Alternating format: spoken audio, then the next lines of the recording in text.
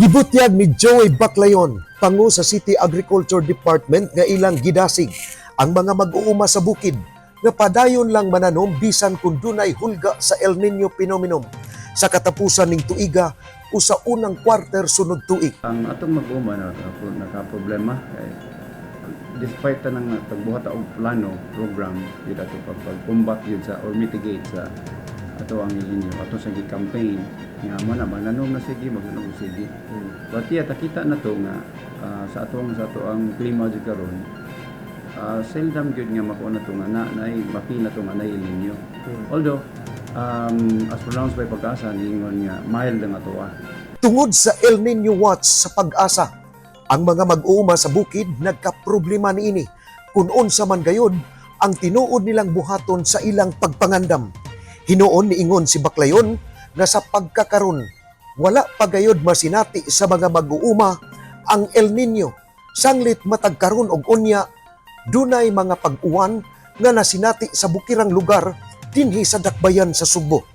Busa iyang giawhag ang mga mag-uuma sa pagpadaghan sa ilang mga produkto sa utanon ug uban pa. El Nino man og wala naagi kuan naagi natay enough nga somehow income no nga makuha na to nga makuha pa na to karon pamindang time. Seasonal somehow ang uban nga mga produkto. So nagkuan po sila, nagunahuna po sila nga kung namang El Nino or wala batapat makaplano nakakuan sila nakaplano nakapangandam sila. Kada semana ang City Agriculture Department dunay programa sa mga utanon. Apil na ang mais ug prutas nga gitawag kinig special nga commodity kung diin dunay trainings ang CAD niini ngadto sa mga mag-uuma. Tipik ni gihapon sa programa sa pagpangandam nila sa El Nino nga gitawag nila kinig Farmer Field School. Hain ang tanang mga klase sa utanon, lagutmon ug uban pa.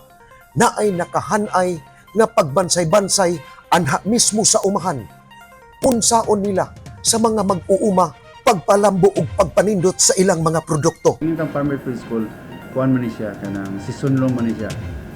So gigrupo na to, natay area nga kabutan nagkakuan na sa ato mga demo, naapoy tong support po nato sa ato ang mga resource person nato plus the input kay fertilizer, assist, apil na gid ang pag-manage po nato og sakto.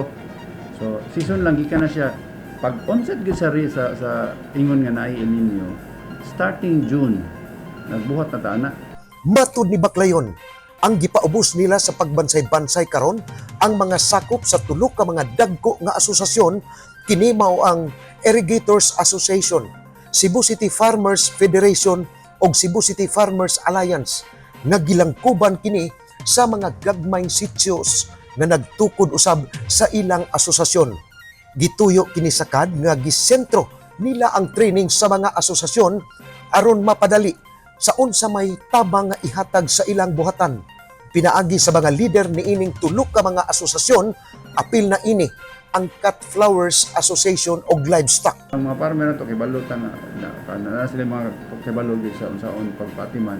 But naaman tay mga bag-ong pamaagi pa gyud. No, ato silang ipaila-ila nila nga sige sila ingon nga nay mga sakit na nga matake.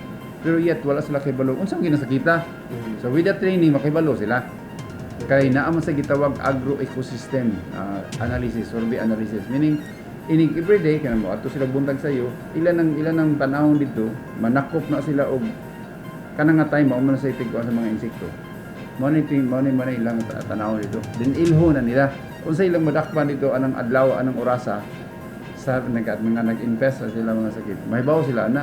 Hinuon giklaro ni Baclayon nga sa pagkakaron stable pa sa 40% ang supply sa mga utanon sa carbon market naggi-supply sa mga mag-uuma gikan sa bukid sa dakbayan. Samtang gipahibaw usab ni Baclayon sa hinapos karong tuiga, matuma na ang programa na magtukod og tuto ka mga storage facility sa bukid nga gipunduhan kinig 15 milyones pesos. Ang storage facility mo'y butanganan sa abot sa mga mag-uuma aron dili madaot o malata ang ilang mga produkto bisan kung pila pa kini kaadlaw sa dili pa nila itumod sa carbon market. Kini ang balita. Rey Pasaporte, Cebu City News.